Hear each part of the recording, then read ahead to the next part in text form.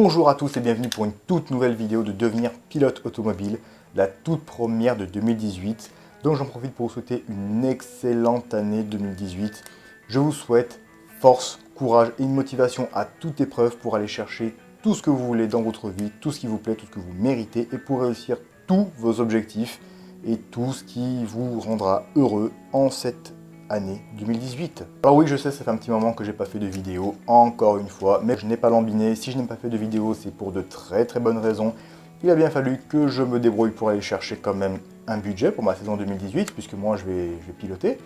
Donc voilà, d'ailleurs, budget, j'en profite pour faire une petite parenthèse là-dessus. Cette question du budget, on va l'aborder, d'accord, parce qu'il faut bien aborder les questions qui fâchent, hein. Donc cette question, je vais l'aborder en deux vidéos.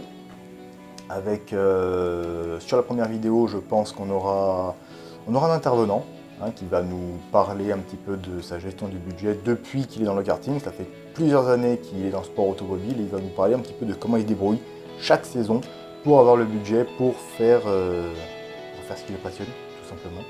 C'est cool, c'est super. Dans la deuxième vidéo, je vous parlerai un peu plus de mon cas personnel, comment je me débrouille, comment je fais, qu'est-ce que je fais dans la vie, etc.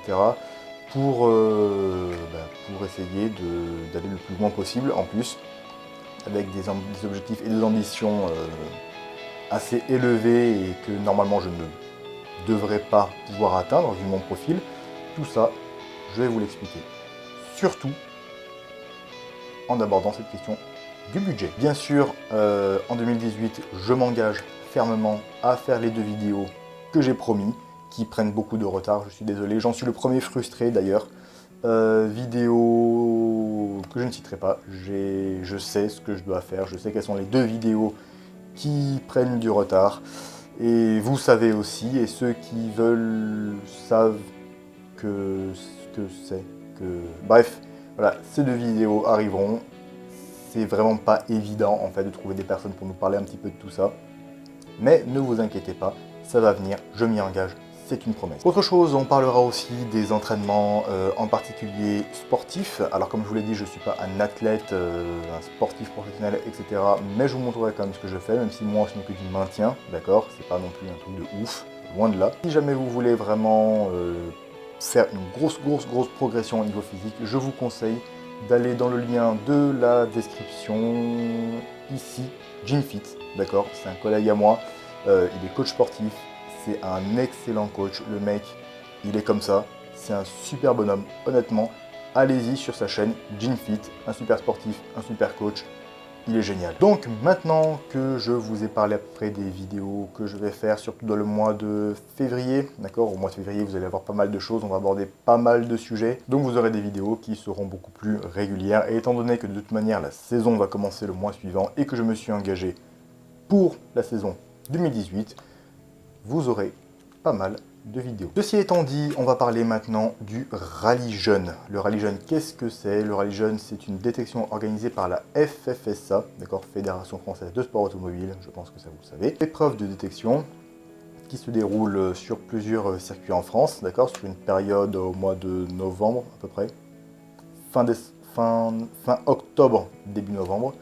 Et puis voilà, donc pourquoi je vous en parle? Ben parce que j'y ai participé, voilà, je ne suis pas forcément intéressé par le rallye, c'est pas trop mon truc, mais je me suis dit, bah écoute, ça peut être pas mal, vu que j'ai reçu l'invitation par mail à y participer, je me suis dit, bah écoute, pourquoi pas, et puis en plus, tu pourras faire un retour justement à tes chers abonnés, hein, parce que je pense que chez vous, il y en a pas mal là, parmi vous là, qui seraient intéressés par le rallye, donc je vous en parle. Alors, grosso modo, comment ça se passe? Vous arrivez, vous avez 2 degrés, d'accord? Donc je suppose que degré 1, bah, vous arrivez, vous faites vos trucs. Si vous êtes parmi les qualifiés, vous passez au degré 2. Et ensuite, vous avez d'autres qualifications, vous devez être parmi les finalistes. Vous avez à chaque fois des barres d'élimination, on va dire. Et vous êtes très nombreux. Grosso modo, voilà ce que c'est. Maintenant, comment ça s'est passé pour moi, etc. Déjà, le premier petit bémol, je dirais, après, bon, je comprends que l'organisation n'était pas forcément friande de ce genre de choses.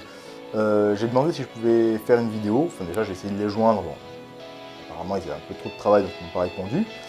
Et après, j'ai demandé si je pouvais avoir ne serait-ce qu'un petit morceau de vidéo pour le mettre sur ma chaîne.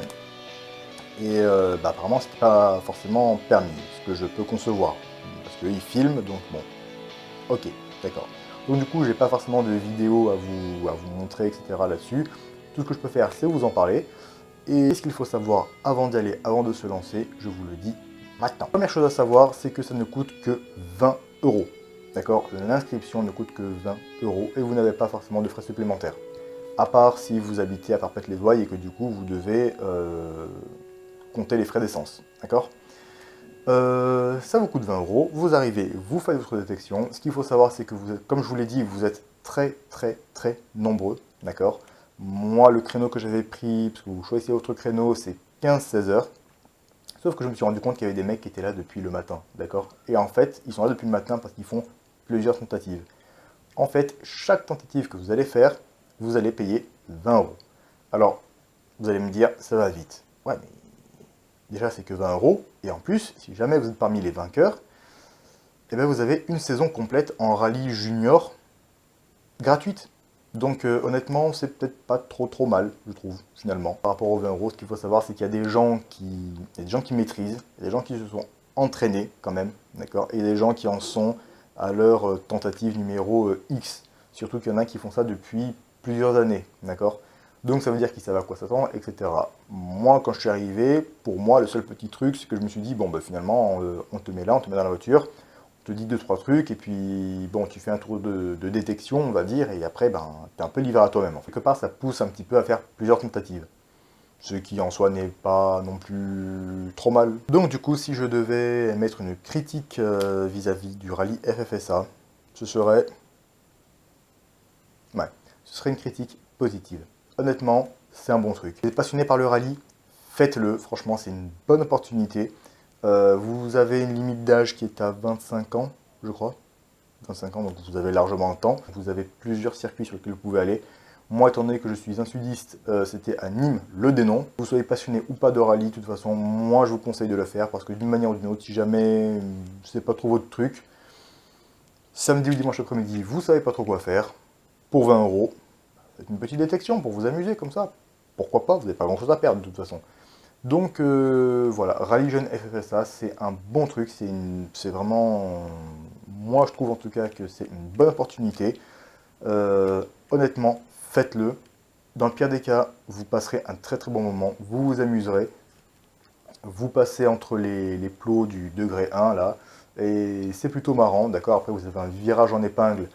Bon, ce virage, attention, il est un peu traître, il n'est pas simple, mais honnêtement, on s'amuse bien. Vous arrivez à la fin, il faut s'arrêter au bon moment, d'accord? Il ne faut surtout pas renverser le plot. Et puis voilà, ça dure une vingtaine de secondes, donc bon, voilà. C'est pas super long, ça va pas vous prendre 10 plombes. L'attente est un peu longue par contre, juste ça, voilà. Rallye Jeune FFSA, allez-y. L'année prochaine, je pense que ce sera la même période, fin octobre, début novembre. Pour moi, c'était le 5 novembre. Faites-vous plaisir, allez-y. Un truc que j'avais oublié de dire, je n'ai pas été invité là-bas par hasard. J'ai été invité là-bas parce que j'ai ça. Alors ça, qu'est-ce que c'est? Ça, c'est ma licence FFSA 2017, qu'il faut que je refasse d'ailleurs. Je l'ai faite en 2017 parce que je comptais participer à la saison 2017. Mais pour des problèmes perso, je n'ai pas pu rouler. Mais c'est pas grave, parce que finalement, cette licence m'a permis d'aller m'entraîner tranquillement, d'aller faire mes séances de roulage tranquillement, d'avoir des tarifs préférentiels, etc. Et j'ai 10% de réduction sur la place que j'achèterai pour le Grand Prix de France au Castellet. Donc vous voyez que finalement, cette licence, elle sert à pas mal de choses. Alors attention, vous avez... Je vais la lâcher là, parce que ça va gonfler. Vous n'achetez pas la même licence pour chaque chose. Il y a des tas de licences différentes, à des prix différents aussi. Tout ça, on en parlera aussi dans une vidéo où je vous parlerai spécialement des licences, je pense, qui sera pas très long comme vidéo. Mais voilà, c'est important, je veux que vous preniez la bonne licence et si jamais vous comptez faire quelque chose. D'accord? Donc je ne sais pas si vous comptez faire quelque chose cette saison, d'accord? D'ailleurs, dites-moi en commentaire s'il y en a qui veulent, je sais pas, qui ont prévu quelque chose cette saison, ça peut être intéressant. Mais pour le coup, voilà. La licence FFSA, c'est pas mal. Et du coup, c'est la preuve que finalement, en mettant un pied, d'accord? Parce que finalement, c'est rien, hein, prendre une licence. Vous mettez un pied, et finalement, vous avez une opportunité qui vient à vous. C'est vrai. Si j'avais pas eu ça, j'aurais pas eu ce mail de la FFSA pour le rallye jeune. Bon, ça m'intéresse pas personnellement, mais finalement, c'est pas mal, d'accord? Donc, c'est une bonne opportunité. Si en plus j'avais été intéressé par le rallye, ben, ça aurait été super, d'accord? Bon, je me suis pas entraîné parce que c'est pas mon truc. Vous pouvez vous entraîner, vous prenez la voiture à tonton, vous allez faire des dérapages dans la colline. Et puis voilà, d'accord? Donc c'est la preuve qu'en faisant ne serait-ce qu'un petit pas, il y a des choses qui se mettent en place derrière, d'accord? Donc je vous conseille cette année de faire des petits pas comme ça peut être intéressant. Vous ne savez pas forcément ce qui peut se passer derrière. Moi je ne savais pas du tout que ça me donnerait cette petite opportunité. Donc honnêtement, la prise de la licence FFSA, si vous comptez faire quelque chose ou quoi cette année, ça peut être un bon début. Après forcément, ça va dépendre un petit peu de ce que vous voulez faire. D'accord. Mais on fera une vidéo pour ça, là-dessus. J'en finis avec le rallye jeune et j'enchaîne sur deux conseils, parce qu'il y a deux, trois choses là que j'ai pas trouvé top là ces derniers temps. Je vais dans l'ordre. Première chose, Dali qui me pose une question, qui me demande qu'est-ce que je dois faire pour être pilote automobile, quel diplôme je dois passer. Alors, quel diplôme tu dois passer? Déjà, il faudrait que tu précises ta question. Il faudrait que toi, déjà, tu saches exactement ce que tu veux faire. Est-ce que tu veux rouler sur piste? Est-ce que tu veux faire du rallye? Est-ce que tu veux faire... je ne sais pas vraiment ce que tu veux faire. Je ne sais pas quel âge tu as, je ne sais pas quel est ton budget, donc du coup, je ne peux pas vraiment te conseiller. Il faut vraiment que tu précises ta question. Maintenant, je suppose que tu es assez jeune, donc si possible, je te conseille de commencer par le karting. Et en commençant par le karting, je te conseille d'aller dans une école FFSA, école de karting FFSA. Ils vont te proposer des choses, tu vas voir un petit peu ce qui est possible de faire, suivant ton âge et suivant ton budget, bien sûr, parce qu'après tout va être un petit peu cloisonné par ça, il faut bien le reconnaître. Après, si tu es plus âgé, je te recommande peut-être de commencer par le karting, d'accord? Et de trouver la bonne catégorie, etc. Ça, je vous ai déjà fait une vidéo là-dessus sur le KFS. Alors, j'ai pas d'action, je sais pas quoi, j'ai une entreprise qui fait du KFS, non. Moi, je peux recommander le KFS parce que déjà j'ai un petit peu roulé là-dessus, je sais comment ça se passe et je peux vous dire que c'est quand même bien comme expérience, d'accord? Et pour débuter, c'est pas mal. Franchement, c'est une très très bonne chose. Donc après, pour ce qui est des diplômes en eux-mêmes, il faut d'abord justement que tu aies un petit quelque chose, un petit bagage, d'accord? Et ensuite, par exemple, si jamais tu veux faire de la monoplace, il faut que tu ailles dans des écoles ou que tu passes dans des championnats de promotion, d'accord? C'est-à-dire la Formule 4, etc., etc. Voilà. Donc, je t'invite à préciser ta question par mail ou dans le commentaire, d'accord? J'y répondrai dans une prochaine vidéo. Et voilà. Et du coup, ça permet d'embrayer sur autre chose, un autre sujet, où là, je vais vous demander de bien ouvrir les oreilles parce que c'est très important, d'accord? J'ai quelqu'un là parmi vous là, des abonnés, qui s'est acheté un kart. Voilà. Il s'est acheté un kart et ce kart là, il est pas top. Il est pas top. D'accord? Si c'était quelqu'un qui s'y connaissait, j'aurais dit bon, voilà, c'est un kart, tu peux le retaper derrière si tu t'y connais, etc. À la limite, je sais pas trop ce que tu peux faire dessus, mais bon, pourquoi pas. Et il s'avère que c'est quelqu'un qui ne s'y connaît pas vraiment. Donc, première chose, si vous ne vous y connaissez pas, n'achetez pas. Encore moins d'occasion. D'accord? Un kart, une machine qui est beaucoup plus complexe que ce qu'il n'y paraît en tout cas, d'accord? C'est un moteur 4 roues, un volant, mais en fait dans le moteur il y a des choses, il y a plein de choses, d'accord? Donc si vous ne connaissez pas, n'achetez pas. Ou alors vous êtes avec quelqu'un qui connaît très très bien et à ce moment-là, vous pouvez lui faire confiance si vous avez confiance en cette personne. À part ça, vous n'achetez pas, d'accord? Vous vous renseignez d'abord auprès de gens qui connaissent. Si vous voulez, vous pouvez m'en parler et moi j'en parle à des personnes avec lesquelles je suis en contact qui connaissent beaucoup mieux. Mais voilà, vous risquez de vous faire arnaquer, mais sévère. Vraiment sévère, parce qu'en plus un kart, c'est vraiment pas donné. Donc faites très attention à ça. S'il vous plaît, n'achetez pas n'importe quoi. surtout, faites très attention.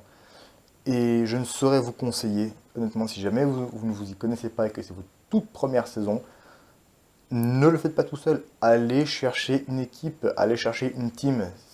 Ça va pas peut-être vous paraître coûteux sur le moment, mais honnêtement, plutôt que d'acheter un kart et d'acheter tout ce qui va avec, l'entretien, il faut avoir une remorque, donc j'espère que vous avez une remorque pour transporter votre carte. Il faut un garage, d'accord?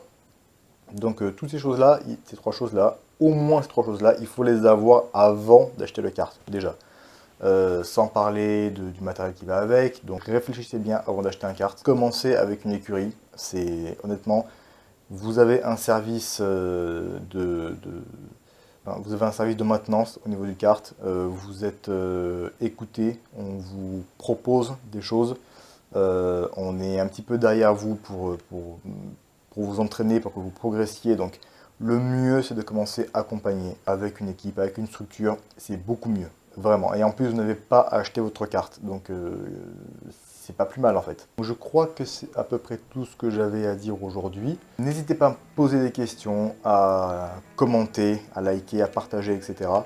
Je serais ravi de savoir un petit peu où vous en êtes, d'accord? Qu'est-ce que vous avez décidé de faire depuis que vous avez, je sais pas moi, depuis un moment. Est-ce que s'il y a déjà des gens qui sont dans le sport auto, qu'est-ce que vous faites? Qu'est-ce que vous en pensez? Qu'est-ce que vous en dites? Est-ce que vous avez une critique à faire? Est-ce que vous avez quelque chose à dire? Est-ce que vous pouvez apporter justement aux autres? Est-ce que vous avez une expertise particulière pour en parler à d'autres personnes? On se retrouve très vite pour une toute nouvelle vidéo où je vais vous parler de... Je sais pas encore de quoi je vais vous parler, mais ça sera intéressant, comme d'habitude. Voilà. Ciao.